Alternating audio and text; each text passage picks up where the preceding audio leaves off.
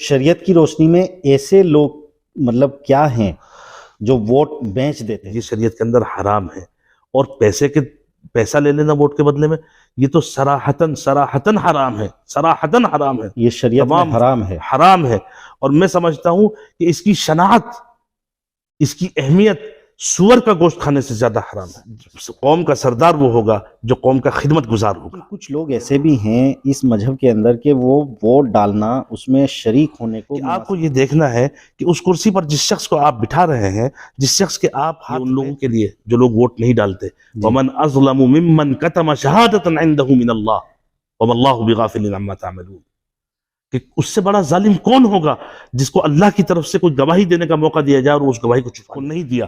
ہمارے ایک ووٹ نہ دینے کی وجہ سے اگر کوئی غلط آدمی اس کرسی پر بیٹھ رہا ہے اور وہ غلط کام کر رہا ہے، ظلم کر رہا ہے، خیانت کر رہا ہے، بددیانتی کر رہا ہے، تو اس بددیانتی کا، اس خیانت کا، اس ظلم کا اثر میرے نامہ اعمال میں بھی لکھا جائے۔ پچھلے 70 سالوں سے مسلمانوں نے سیاست کے اندر کوئی ایسا اہم قدم نہیں اٹھایا ہے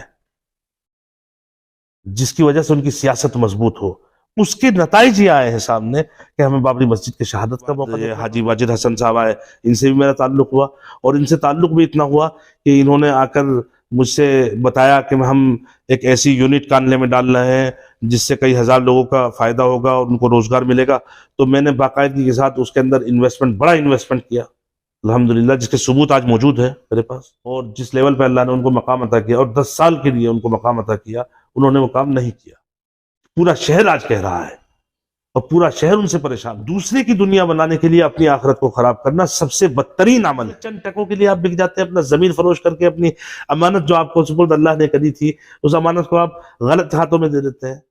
اس کے اثرات کیا پڑ رہے ہیں کہ جس کو آپ دے رہے ہیں ووٹ، اس کی دنیا بن رہی ہے، لیکن وہ دنیا بنانے میں جو خیانت کر رہا ہے، آپ کی آخرت خراب ہوتی جا رہی، وہ پلس پلس پلس پلس ہوتا جا رہا ہے دنیا میں، اور آپ آخرت میں مائنس مائنس مائنس مائنس ہوتے جا رہے ہیں۔ ڈسکوری نیوز کا پروگرام انٹرویو ایک بار پھر لے کر میں حاضر ہوں آپ کانلا واسیوں کی خدمت میں۔ آج انٹرویو میں چرچا ہوگی کہ آخر جو ووٹ ہے، جو ووٹ ڈالتے ہیں، اس میں کیا اہم رول رہتا ہے مذہبی طور سے یا پھر کن مدعوں پر۔ آج ہمارے ساتھ انٹرویو میں ہیں مولانا قاضی اسامہ کانلوی، جو کہ ندوہ اور مظاہر علوم سہارنپور سے اپنی پڑھائی کی، اس کے بعد عرب ملک دمشق میں بھی انہوں نے اپنی پڑھائی کی ہے، اور فی الحال جو ہے وہ اپنی فیملی کے ساتھ مدینے میں رہتے ہیں۔ آپ کا بہت بہت خیر مقدم ہے ہمارے ڈسکوری نیوز چینل پر۔ بہت بہت شکریہ۔ السلام علیکم ورحمۃ اللہ وبرکاتہ۔ وعلیکم السلام۔ آپ فی الحال مدینے میں رہ رہے ہیں جی، اور اب کانلا کی جو راجنیتی ہے وہ گرماتی جا رہی ہے، تو آپ کانلا میں فی الحال جو ہے وہ راجنیتی کے اعتبار سے آئے ہیں۔ جی بالکل۔ تو میں یہ جاننا چاہوں گا مولانا صاحب آپ سے کہ مذہبی طور سے اگر راجنیتی کو دیکھا جائے تو اس کا تعلق کیا ہے مذہب سے راجنیتی کا؟ دیکھیے، مذہب اور راجنیتی کا بڑا گہرا تعلق ہے، خاص طور سے مذہب اسلام کا سیاست کے ساتھ بڑا گہرا تعلق ہے۔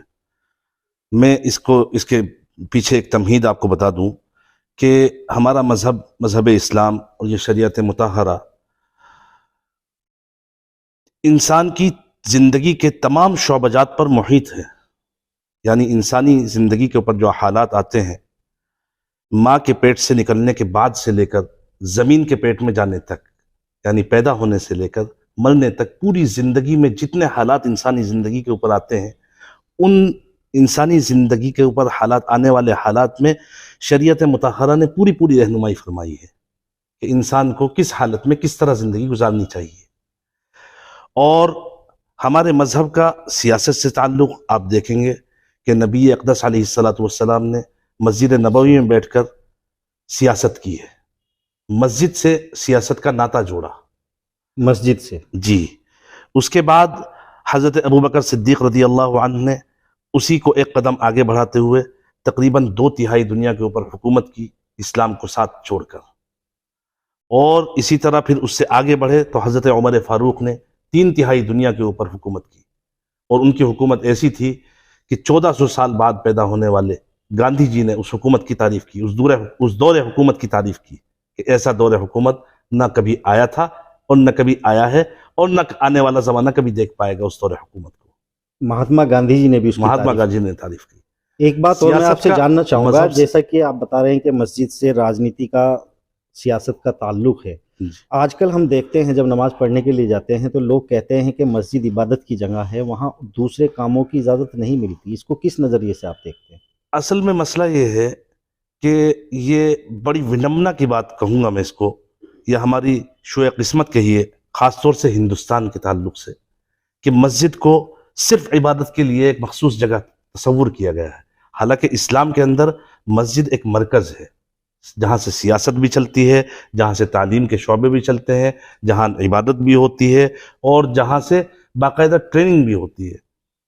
ہر چیز ایک انسانی معاشرے میں انسان کو کیسا ہونا چاہیے، اخلاقی تربیت جسے ہم کہتے ہیں، ٹریننگ کے مطلب اخلاقی تربیت، اخلاقی تربیت وہاں ہوتی ہے، وہ ایک مرکز ہے۔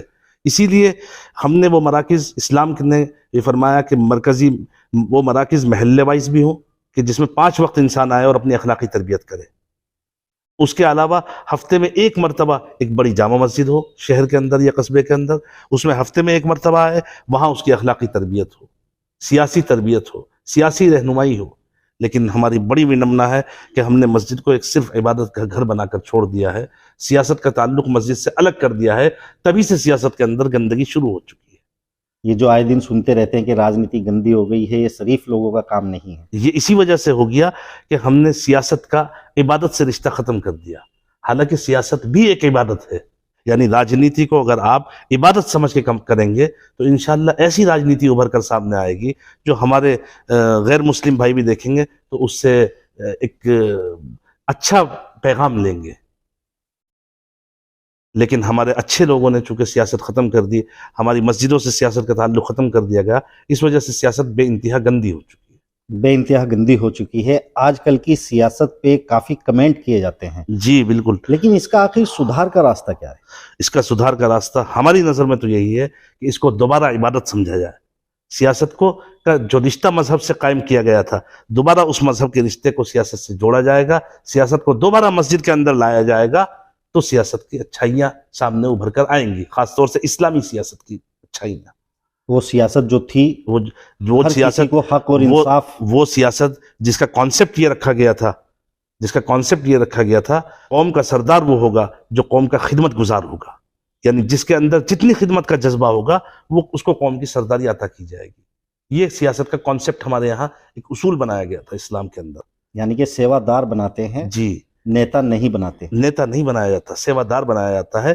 سیوا دار بنانے کے بعد جتنی سیوا وہ کرے گا اتنی ہی اس کو سرداری دی جائے گی۔ اگر وہ اس قابل ہے کہ وہ نگر کے حیثیت سے سیوا کر سکتا ہے تو نگر پالیکا کا ادھیکش بنایا جائے گا، اگر وہ صوبے کی اعتبار سے سیوا کر سکتا ہے تو وہ صوبائی اعتبار سے سیاست کے اندر اس کا قد ہوگا۔ اس اعتبار سے سیاست کا اصول بنایا گیا تھا، اس کی باقاعدہ عملی تصاویر پیش کی گئی۔ آپ دیکھیے حضرت عمر فاروق کا دور کہ حضرت عمر فاروق رضی اللہ عنہ 3/3 دنیا کے اوپر حکومت کرتے تھے، اور ان کی حکومت کا یہ عالم تھا کہ خود وہ لوگ جو انگریزوں نے جو کتابیں لکھی ہیں ان کے اوپر، خود وہ لوگ اس بات کو لکھنے کے اوپر مجبور ہو گئے کہ ان کی حکومت میں بھیڑ اور بکری ایک گھاٹ سے پانی پیتے تھے۔ ماشاء ان کی سیاست کا، ان کے انصاف کا یہ اثر پڑ رہا تھا کہ جانوروں تک کے اندر انصاف پیدا ہو گیا۔ ابھی آپ سیاست سمجھا رہے ہیں کہ مذہبی طور سے کیا ہے، لیکن کچھ لوگ ایسے بھی ہیں اس مذہب کے اندر کہ وہ ووٹ ڈالنا، اس میں شریک ہونے کو مناسب ہی نہیں سمجھتے، ان کے بارے میں کیا کہیں گے آپ؟ دیکھیے، جہاں تک ووٹ ڈالنے کا تعلق ہے، جس کو ہم رائے دہندگی، حق رائے دہندگی کہتے ہیں اردو میں، یعنی ووٹ ڈالنے کا حق، یہ سب سے پہلے اس کی شرعی حیثیت ہم سمجھیں۔ شریعت اس کو 3 نظریوں سے دیکھتی ہے۔ ہم اس کو کہہ سکتے ہیں، یا ایک حیثیت ہم کہہ سکتے ہیں اس کی کہ یہ ایک امانت ہے۔ امانت ہے، یہ سمجھ لیں جیسے کہ آج کل آپ کے یہاں قصبے میں ماشاءاللہ نگر نکائے چناؤ چل رہے ہیں قصبات میں۔ نگر نکائے چناؤ کی اگر حیثیت سے دیکھیں تو نگر پالیکا کی جو کرسی ہے، نگر پالیکا کا جو ادھیکشتا کا پد ہے، یہ ایک امانت ہے۔ اور اس امانت کے بارے میں اللہ رب العزت کیا فرماتے ہیں قرآن کریم میں؟ ان اللہ یأمرکم ان تؤدوا الامانات الی اہلھا، کہ بے شک اللہ تم کو حکم دیتا ہے کہ امانتوں کو اہل امانت کے سپرد کرو۔ یعنی مطلب اس کا یہ ہے کہ جو اس امانت کا اہل ہے اس تک اس امانت کو پہنچانا تمہاری ذمہ داری ہے۔ ہر اس شخص کو جو عاقل ہے، بالغ ہے، اس ملک کے संविधान کے اعتبار سے وہ ووٹ دے سکتا ہے، اپنا حق رائے دہندگی استعمال کر سکتا ہے، اس کے اوپر یہ بات واجب ہے کہ وہ اپنے حق رائے دہندگی کو استعمال کرے، یہ بھی فرض ہے، اور یہ بھی فرض ہے کہ اس کا صحیح استعمال کرے۔ صحیح استعمال کرے۔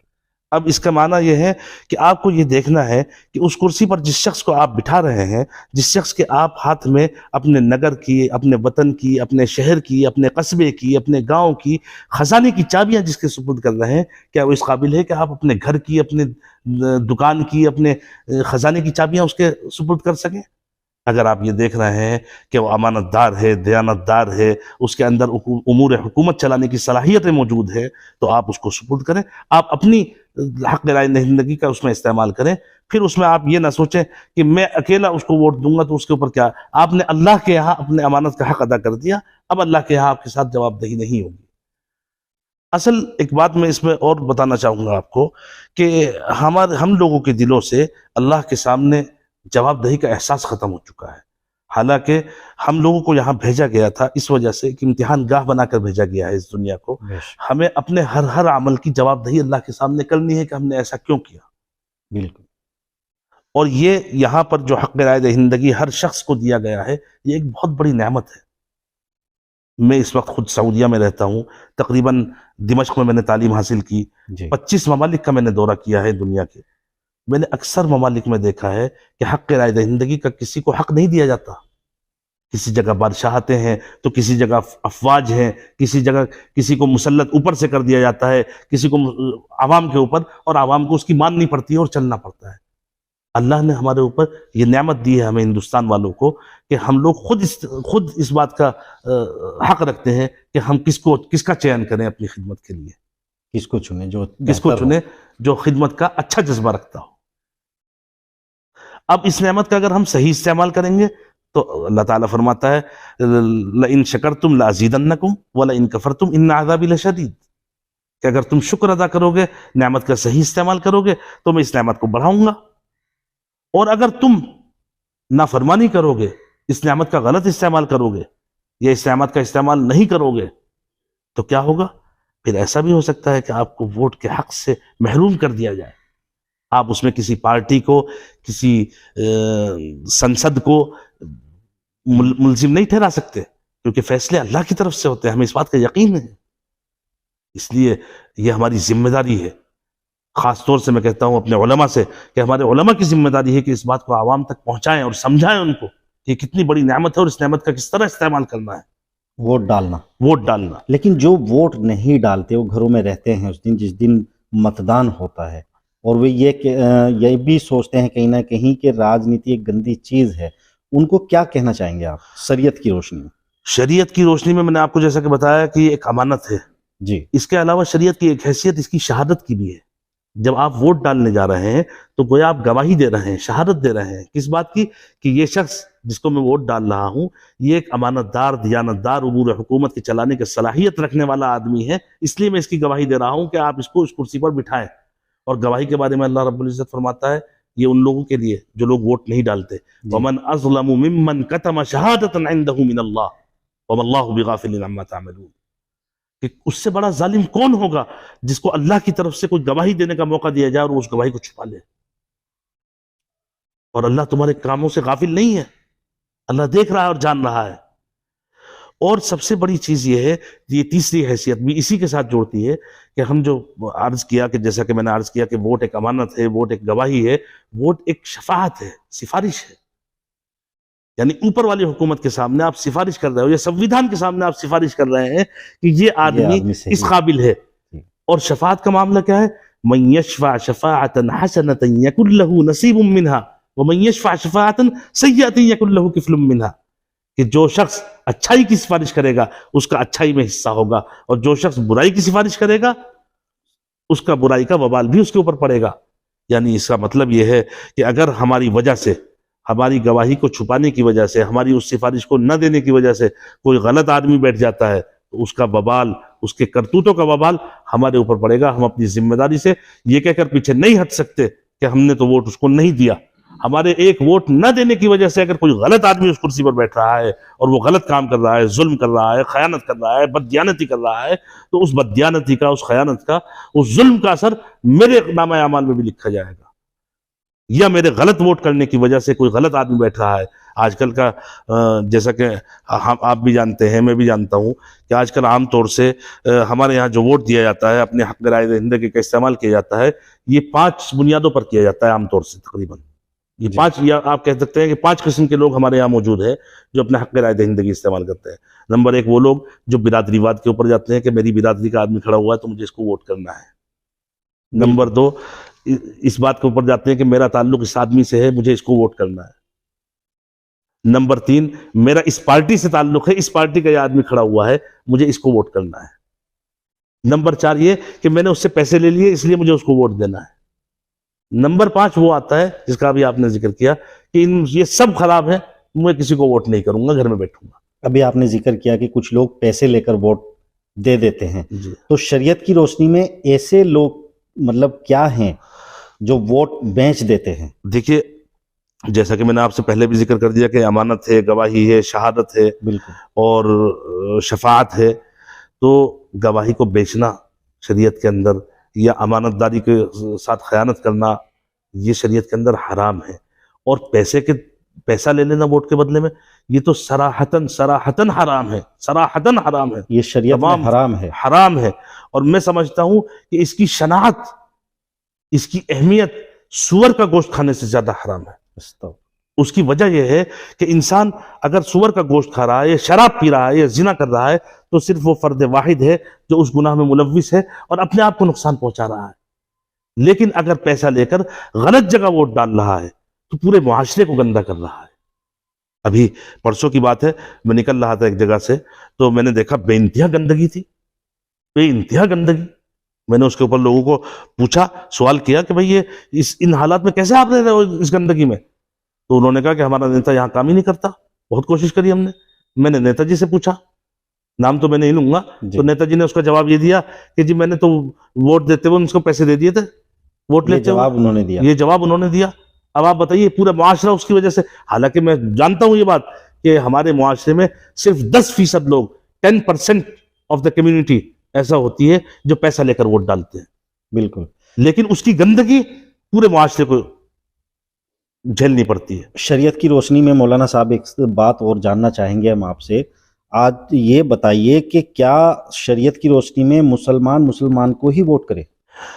اس مسئلے میں توسع ہے. اللہ رب العزت نے قرآن حکیم میں 2 چیزیں فرمائی ہیں غیر مسلم کے تعلق سے، عام تعلقات کی بنیاد پر. قرآن کریم میں 2 آیات غیر مسلموں کے تعلق سے بڑی اہمیت کی حامل ہے. وہ 2 آیات کیا ہیں؟ وہ 2 آیات یہ ہیں: لا ينهاكم الله عن الذين لم يقاتلوكم في الدين ان تبروهم وتقسطوا اليهم ان الله يحب المقسطين انما ينهاكم الله عن الذين قاتلوكم في الدين واخرجوكم من دياركم وظاهروا على اخراجكم ان تولوهم ومن يتولهم فاولئك هم الظالمون. کہ دیکھو، اللہ تمہیں منع نہیں فرماتا کہ تم لوگوں کے ساتھ نیکی کا معاملہ کرو. یعنی یہاں غیر مسلم مراد ہے کہ تم اپنے غیر مسلم بھائیوں کے ساتھ، اس کا پس منظر میں بتا دوں کہ اس کا پس منظر یہ مفسرین نے بیان کیا ہے کہ حضرت ابوبکر صدیق رضی اللہ عنہ زمانہ کفر میں چند کافروں کو مدد کیا کرتے تھے. جب اسلام آیا اور مسلمان ہوئے تو انہوں نے ان کافروں کی مدد سے ہاتھ روک لیا، غیر مسلموں کی مدد سے ہاتھ روک لیا. تو یہ آیت نازل ہوئی کہ اللہ رب العزت تمہیں منع نہیں کرتا ان لوگوں کی مدد کرنے سے جو تم سے لڑتے نہیں ہیں یا تمہیں تمہارے گھروں سے نہیں نکالنا چاہتے ہیں، نقصان نہیں پہنچاتے، تمہیں نقصان نہیں پہنچاتے. ان کے ساتھ نیکی کا معاملہ کرو، ان کے ساتھ دوستی کرو، ان کے ساتھ ان سے بڑھ کر بھلائی کا معاملہ کرو. اور اللہ رب العزت تو زیادہ بھلائی کرنے والوں کو پسند فرماتا ہے. پھر فرمایا اگلی آیت میں کہ انما ینہاک، صرف اللہ ان سے منع کرتا ہے جو تمہارے سے دشمنی کرتے ہیں، لڑتے ہیں تم سے اور تمہیں تمہارے گھروں سے نکالنا چاہتے ہیں. کتنی بڑی آیت، کتنی بڑی بات اللہ نے فرمائی کہ اگر کوئی شخص تمہیں تمہارے گھر سے نکالنا چاہ رہا ہے، تمہارے سے جنگ کر رہا ہے، تم سے لڑ رہا ہے، یا تمہاری قوم کے ساتھ یہ کام کر رہا ہے اس کے ساتھ تمہیں محبت رکھنے سے منع کیا گیا، اس کے ساتھ تمہیں دوستی رکھنے سے منع کیا گیا۔ اور میں سمجھتا ہوں کہ ہندوستان میں بشمول بی جے پی کے، یہاں ایک بات کا خیال رکھیے کہ بشمول بی جے پی کے باقاعدگی کے ساتھ آج تک کوئی پارٹی ایسی نہیں ہے جو مسلمانوں کو معاشرتی طور پر ان کے گھروں سے نکالنا چاہ رہی ہو یا ان کے ساتھ باقاعدگی کے ساتھ جنگ لڑ رہی ہو۔ ہندوستان میں کوئی پارٹی، کوئی فرد واحد ایسا نہیں ہے۔ یہ الگ بات ہے کہ معاشرے میں بہت سے لوگوں کی ویڈیوز آتی رہتی ہیں، بہت سے لوگوں کی ایسا مسئلہ ہوتا ہے، وہ ان کا انفرادی مسئلہ ہوتا ہے۔ مثال کے طور پہ میرا کوئی پڑوسی ہے، غیر مسلم بھائی ہے میرے سے اس کو تکلیف پہنچ رہی ہے میرے پڑوس میں رہنے کی وجہ سے، اور وہ مجھے چونکہ جانتا ہے کہ میں مسلمان ہوں اور مولوی بھی ہوں خاص طور سے، تو وہ سمجھتا ہے کہ سارے مسلمان ایسے ہی ہیں، وہ اسلام کے خلاف کچھ کہہ دیتا ہے، تو میں سمجھتا ہوں کہ یہ اس کی قتال یا اس کا کفر نہیں، بلکہ یہ اس کی ناسمجھی ہے، اس تک نہیں پہنچ پایا، وہ اسلام کو نہیں سمجھ سکا، اس نے اس مسلمان کو دیکھ کر اسلام سمجھا۔ اسی لیے ہم اپنے غیر مسلم بھائیوں سے جب بات کرتے ہیں تو کہتے ہیں کہ آپ مسلمانوں کو دیکھ کر اسلام کو نہ سمجھو، آپ اسلام کو پڑھ کر اسلام کو سمجھو، کیونکہ ہم نے خود اسلام کو چھوڑ رکھا ہے، تو ہم کیا آپ کو اسلام کی دعوت دے دیں گے اپنے کردار سے۔ اصل میں مسئلہ یہ ہے کہ مسلمان کو بحیثیت مسلمان سب سے پہلے اپنی سیاست کو مضبوط کرنا پڑے گا، سیاست کو مضبوط کرنا۔ پچھلے 70 سالوں سے مسلمانوں نے سیاست کے اندر کوئی ایسا اہم قدم نہیں اٹھایا ہے جس کی وجہ سے ان کی سیاست مضبوط ہو۔ اس کے نتائج یہ آئے ہیں سامنے کہ ہمیں بابری مسجد کی شہادت کا موقع دیکھنا پڑا، حالانکہ کانگریس کا دور تھا، حالانکہ یہاں سپا کا دور تھا یو پی کے اندر، اس کے باوجود اس وجہ سے کہ سیاسی طور پر مسلمان مضبوط نہیں تھا، اور آج بھی سیاسی طور پر مسلمان مضبوط نہیں ہے۔ سیاست کے لیے جو لائحہ ہے عمل مسلمانوں کو طے کرنا پڑے گا اپنی سیاست کے لیے، وہ آج تک مسلمان اس پر متفق نہیں ہو پایا ہے۔ یہ میں مسلمانوں کی بدقسمتی کہوں گا ہندوستان کے اندر، یا یہ کہیے کہ چونکہ ہم لوگ اس وقت زوال کی طرف جا رہے ہیں، اور زوال کی طرف بھی اس لیے جا رہے ہیں کہ ہم نے اپنی دین کو، اپنے شریعت کو، وہی بات گھوم کے پھر آتی ہے کہ سیاست کو مسجد سے الگ کر دیا۔ جی سیاست کو ہم نے مسجد سے الگ کر دیا، اس وجہ سے ہم جن حالات سے گزر رہے ہیں ان حالات کا سامنا ہمیں چشم کرنا پڑے گا۔ ہندوستان میں اکثر دیکھنے کو ملتا ہے کہ مسلمان کے ساتھ اگر کوئی غلط ہوتا ہے تو سب سے پہلے بولتے ہیں اسد الدین اویسی۔ جی، کیا ان کا ساتھ نہیں دینا چاہیے اگر ان کی سیاست اچھی ہے اور مسلمان کے لیے ایک حکمت بھری ہے؟ دیکھیے، میں نے ابھی آپ سے کیا کہا کہ سیاسی حکمت عملی جو ہمیں اپنانی چاہیے اس قوم کو، اس میں ابھی تک متفق پوری قوم نہیں ہو پائی ہے، یہی ہماری وڈمبنا ہے۔ آج بھی اس طرح کے لوگ ہیں جو اویسی کے لیے شہید ہونے کے تمنائیں رکھتے ہیں، اور آج ہی وہ لوگ بھی ہیں جو اویسی کو بی جے پی کی بی ٹیم کہہ لیں یا اویسی کے مرنے کی دعائیں کرتے ہیں۔ جی، دونوں ہی قسم کے موجود ہیں۔ اتفاق آج تک قائم نہیں ہو پایا کہ ہمیں اپنی سیاسی رہنمائی کس طرز پر ہندوستان کے اندر لے کر چلنی ہے، یہی ہماری لے کر چل۔ بات ہو رہی تھی کاندھلا چناؤ نزدیک ہے، نگر پالیکا پریشد کا بھی، آپ شریعت کی روشنی میں ووٹ کا ایک وہ رکھ رہے تھے کہ ووٹ ڈالنا، کرنا نہ کرنا اور بیچ دینا، یہ کیسا ہے یہ شریعت کی روشنی میں؟ کاندھلا چیئرمینی کے امیدوار اس بار آپ کے بھائی نجم الاسلام صاحب بھی بن کر آ رہے ہیں، اور آپ مدینہ چھوڑ کر کاندھلا آ جاتے ہیں ان کے پکش میں، اس کو کس نظر سے ہم دیکھیں؟ دیکھیے، میں نے ابھی جیسا کہ کہا کہ ووٹ ایک امانت داری ہے، ایک امانت ہے، ایک شہادت ہے، ایک شفاعت ہے، اور اس کو برادری کی بنیاد پر، بھائی بندی کی بنیاد پر، یا یہ کہ خاندانی بنیاد پر، یا یہ کہ پیسے کی بنیاد پر، یا یہ کہ اپنے ایک ذاتی تعلق کی بنیاد پر اس کو نہیں تولا جا سکتا۔ ایک چیز اور رہ گئی، اس میں ایک چیز یہ ہے کہ ہم یہ دیکھتے ہیں کہ جیتنے والا کون ہے، اس کو ووٹ کرنا ہے۔ جی، بہت سے لوگوں کی سوچ ہوتی ہے، بہت سے لوگوں کی سوچ یہ بھی ہے کہ جو جیتے گا ہم تو اس کو ووٹ کریں گے۔ یہ متدان والے دن جس دن انتظار کرتے ہیں کہ جس دن جب سامنے آئے گی یہ چیز کہ جیت کون رہا ہے، اس دن ہم ووٹ کریں گے۔ یہ سب چیزیں بشمول اسی بات کے کہ میرے بھائی موجود ہیں، اور اس بھائی کو میں خود میدان میں لے کر آیا ہوں، یہ بھی آپ سمجھیں، وہ اس وجہ سے لے کر آیا ہوں کہ ہم لوگ سیاست کو خدمت کا درجہ دیتے ہیں۔ اور میں نے ان سے کہہ دیا تھا پہلے دن جب میں نے ان کو سیاست میں آنے کا مشورہ دیا یا یہ سمجھ لیں کہ درخواست کی، کیونکہ میرے بڑے بھائی ہیں، تو میں نے ان سے درخواست ہی یہ کی تھی کہ ہم سب لوگ اپنے اپنی کاروبار میں اپنی اپنی تجارتوں میں لگے ہوئے ہیں، کاندھلے کا ایک حق ہے ہمارے اوپر جو چھٹا جا رہا ہے، اور ہمارے بڑوں نے اس حق کو ادا کیا ہے۔ ان کے والد نے ہاسپٹل کو زمین دی، تھانہ ان کی زمین میں بنا ہوا ہے، ان کے والد کے کرکملوں دوارا ہی یہ آج تک یہ ڈگری کالج آپ کا جو لڑکیوں کا یہاں پہ ہے وہ انہی کی دین ہے۔ اس کے علاوہ ریل کی پٹری جو بچھی وہ انہی کی زمینوں میں کو گئی، مظفر نگر ہائی وے جو آیا وہ ان کی زمین میں کو آیا، سب چیزیں آئیں، یہ سب خدمات ان کے والد نے کی ہیں، وہ مسلمہ ہے، لوگ ان کو جانتے ہیں اور مانتے ہیں۔ لیکن ایک ان کے والد کے انتقال کے بعد سے ایک خلا پیدا ہو گیا تھا، اس گھر سے کوئی خدمت کا تصور نہیں ہو رہا تھا، سب اپنے کاروبار میں لگے ہوئے تھے۔ میں نے ان سے درخواست کی اور انہوں نے میری درخواست کو قبول کیا اور وہ اپنا کاروبار کو چھوڑ کر یہاں آئے اور خدمت میں لگے ہیں۔ اور وہ خدمت میں الیکشن کی وجہ سے نہیں لگے، معاف کیجیے گا، الیکشن خدمت، یہ سیاست، یہ ستہ کہہ لیجیے جس کو، ستہ جو ہے خدمت میں ایک اچھا ذریعہ ثابت ہو سکتی ہے، لیکن ستہ کے ذریعے سے ہی خدمت کرنا، ایک پد مل جاتا ہے، یعنی کہ ایک ذمہ دار بن جاتا ہے، تو اس حیثیت سے ایک اچھی خدمت ہو سکتی ہے۔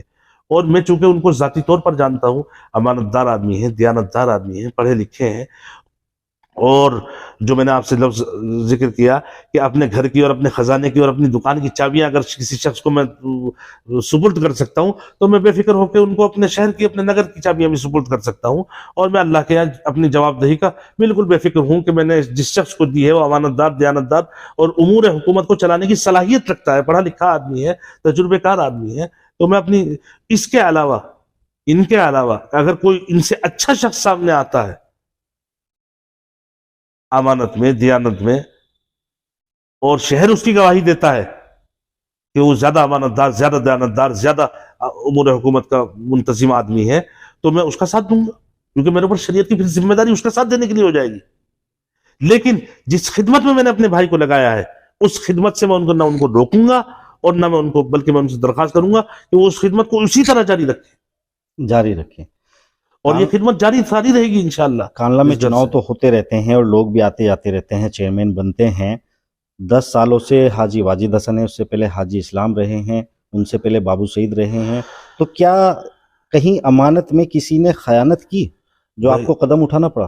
دیکھیے، جہاں تک تعلق ہمارے اس وقت موجودہ چیئرمین صاحب کا ہے، میرا موجودہ چیئرمین صاحب سے بہت اچھا تعلق رہا، بہت گہرا تعلق رہا، کیونکہ مسئلہ یہ ہے کہ میں اگرچہ مدینہ پاک میں رہتا ہوں اور مدینہ پاک میں رہنے کی وجہ سے میری کوتاہی ہے کہ میں اپنے شہر کی کوئی خدمت نہیں کر پاتا، معاشی طور پر، معاشرتی طور پر، یعنی ایک پورے شہر کے، نگر کے طور پر میں اس کی کوئی خدمت نہیں کر پاتا۔ اس کی مجھے ونمنا ہے، میں اس کو مطلب محسوس کرتا ہوں، میرے دل میں کسک ہے اس کی، لیکن میں چاہتا ہوں کہ کچھ کروں، تو اس لیے میں ہمیشہ سے تعلق رکھتا ہوں اس چیز سے کہ جو یہاں کا چیئرمین بنے میں اس کو پیچھے سے پش کرتا رہتا ہوں کہ اللہ کے واسطے یہ کرو، یہ کرو، یہ کرو، یہ کرو۔ اس تعلق سے میرا حاجی اسلام سے بھی تعلق تھا، ان سے پہلے، اس سے پہلے تو ہم تعلیمی دور میں تھے اپنے، جی جی، لیکن اس کے بعد یہ حاجی واجد حسن صاحب آئے، ان سے بھی میرا تعلق ہوا، اور ان سے تعلق بھی اتنا ہوا کہ انہوں نے آ کر مجھ سے بتایا کہ ہم ایک ایسی یونٹ کانلے میں ڈال رہے ہیں جس سے کئی ہزار لوگوں کا فائدہ ہوگا اور ان کو روزگار ملے گا۔ تو میں نے باقاعدگی کے ساتھ اس کے اندر انویسٹمنٹ، بڑا انویسٹمنٹ کیا الحمدللہ، جس کے ثبوت آج موجود ہے میرے پاس۔ لیکن وہ یونٹ کیوں نہیں ڈل پائی اور کیوں نہیں کام ہو پایا یہ تو خیر وہی بتا سکتے ہیں بہرحال، لیکن وہ نہیں ہو پایا۔ اس کے علاوہ بہت سی چیزیں میں نے ان سے کہیں کہ اس طرح کیا جائے، اس طرح کیا جائے، اور میں دیکھ رہا ہوں کہ وہ چیزیں نہیں ہو پائیں جس لیول پہ وہ کر سکتے تھے، اس لیول پہ خدمت کا کام نہیں ہو پایا کانلے کے اندر۔ تو مجھے کہیں آپ اسی لیے تو ناراض نہیں کہ آپ کے جو کام تھے یا انویسٹمنٹ دیکھیے ہم لوگ جو ہے نا، ہم لوگ اللہ والے لوگ ہیں، ہم لوگ کو اللہ کی ناراضگی اور اللہ کی رضا سے زیادہ فکر رہتی ہے۔ ہم نہ لوگوں سے ناراض ہوتے اور نہ لوگوں سے کی ناراضگی اور رضا کا زیادہ پرواہ کرتے ہیں۔ ہم لوگ تو اللہ کی رضا اور اللہ کی ناراضگی کو زیادہ دیکھتے ہیں، لیکن یہ لفظ نہ استعمال کریں کہ آپ ناراض ہیں، میں کیوں ناراض ہوں گا ان سے، بہرحال۔ لیکن جہاں تک وہ کام کر سکتے تھے، جتنے اور جس لیول پہ اللہ نے ان کو مقام عطا کیا اور 10 سال کے لیے ان کو مقام عطا کیا، انہوں نے وہ کام نہیں کیا۔ پورا شہر آج کہہ رہا ہے اور پورا شہر ان سے پریشان ہوا ہے، میں اکیلا پریشان نہیں ہوں۔ پورے شہر کی گواہی اس بات کی دے رہے ہیں کہ وہ ان کو بدلنا چاہتے ہیں. یہ تو ہم نے بھی ایک پیشکش کی ہے. پہلے چناؤ میں بھی خوب آوازیں اٹھی تھی ببلا ہراؤ، لیکن اس کے باوجود پھر وہ جیت گئے. پھر دیکھیے وہی مسئلہ جو میں نے ابھی آپ سے کہا کہ حالانکہ میں اس کو یہ سمجھتا ہوں کہ 10% لوگ صرف ایسے ہیں جو پیسے کی وجہ سے ووٹ کرتے ہیں. ان لوگوں کا ہمارے اوپر حق تو یہ ہے کہ ہم ایک ایک فرد واحد کو جا کر سمجھائیں شریعت کی روشنی میں کہ کتنا بڑا نقصان کر رہے ہیں وہ اپنی آخرت کا. دیکھیے سب سے پہلے ایک بات میں آپ کو بتا دوں، دوسرے کی دنیا بنانے کے لیے اپنی آخرت کو خراب کرنا سب سے بدترین عمل ہے. حدیث پاک میں آتا ہے، اللہ کے رسول صلی اللہ علیہ وسلم نے فرمایا من شر الناس منزلۃ عند اللہ یوم القیامہ عبد اذهب آخرتہ بدنیا غیرہ، کہ اللہ کے نزدیک سب سے بدترین آدمی قیامت کے دن وہ ہوگا جو دوسرے کی دنیا کے لیے اپنی آخرت خراب کر دے. اب اگر آپ نے چند پیسے، چند ٹکے دنیا کے جو کہ برقرار نہیں رہنے والے، دنیا کی زندگی ختم ہونے والی ہے، پوری دنیا ختم ہونے والی ہے، یہ دنیا ایک دھوکہ ہے، اس میں چند ٹکوں کے لیے آپ بک جاتے ہیں، اپنا زمین فروش کر کے اپنی امانت جو آپ کو سپرد اللہ نے کری تھی اس امانت کو آپ غلط ہاتھوں میں دے دیتے ہیں. اس کے اثرات کیا پڑ رہے ہیں کہ جس کو آپ دے رہے ہیں ووٹ اس کی دنیا بن رہی ہے، لیکن وہ دنیا بنانے میں جو خیانت کر رہا ہے، دنیا بنانے کے اندر وہ جو بد دیانتی کر رہا ہے، دنیا بنانے کے اندر جو ظلم کر رہا ہے، اس کے وبال جو پڑ رہا ہے، اب آپ کی آخرت خراب ہوتی جا رہی، وہ پلس پلس پلس پلس ہوتا جا رہا ہے دنیا میں، اور آپ آخرت میں مائنس مائنس مائنس مائنس ہوتے جا رہے ہیں. تو ایک تو وجہ یہ رہی. دوسری وجہ یہ کہ جو عدل پسند، انصاف پسند لوگ ہیں، چاہے ہمارے غیر مسلم بھائی ہوں چاہے ہمارے مسلمان بھائی ہوں، ان کے ووٹ کا بٹوارا کہیں نہ کہیں بٹوارا ہو جاتا ہے. بٹوارا ہوا ہے، اس وجہ سے جو ہے یہ دوبارہ الیکشن میں آئے ہیں. میں آپ سے گزارش کروں گا کہ آپ اس طرح کے لوگوں کو کیا میسیج دینا چاہیں گے جو ووٹ دھرم پر، برادری پر، رشتہ داری پر یا پھر پیسے پر دے دیتے ہیں؟ ان کے لیے آپ کیا میسیج دینا چاہیں گے؟ دیکھیے، اگر ابھی چونکہ جو ہم نے باتیں کریں وہ سب تفصیل تھی، لیکن میں خلاصتاً یہ بات بتا دوں تاکہ لوگوں کے ذہن میں رہے اور آج کا یہ پیغام بھی سمجھا جائے ہماری طرف سے کہ ووٹ کرتے ہوئے اس چیز کا خیال رکھیں کہ ہمیں اللہ کے یہاں جواب دہی دینی ہے، جواب دہی کا احساس دل میں ہو، اس وقت ووٹ کریں، اور ووٹ کو ایک امانت، ایک شہادت یعنی ایک گواہی، اور ساتھ میں ایک شفاعت سمجھتے ہوئے ووٹ کریں. اور اس حدیث کو بالکل ازبر رکھیں کہ اللہ کے نزدیک قیامت کے دن سب سے بدترین آدمی وہ ہوگا جس نے دوسرے کی دنیا بنانے کے لیے اپنی آخرت خراب کی ہوگی. تو بہتر یہ ہے کہ ہر شخص نکل کر ووٹ دے، اپنے حق رائے دہندگی کو استعمال کرے، اور بہت سوچ سمجھ کر، اور جو سوچنے سمجھنے کی صلاحیت نہیں رکھتے ہیں وہ جس کے اوپر اعتماد کرتے ہیں، جس کو اپنا بڑا سمجھتے ہیں، شریعت کی روح سے اس سے مشورہ کر کے، اس سے سوچ سمجھ کر پھر ووٹ کریں تاکہ اس ووٹ کا صحیح استعمال ہو.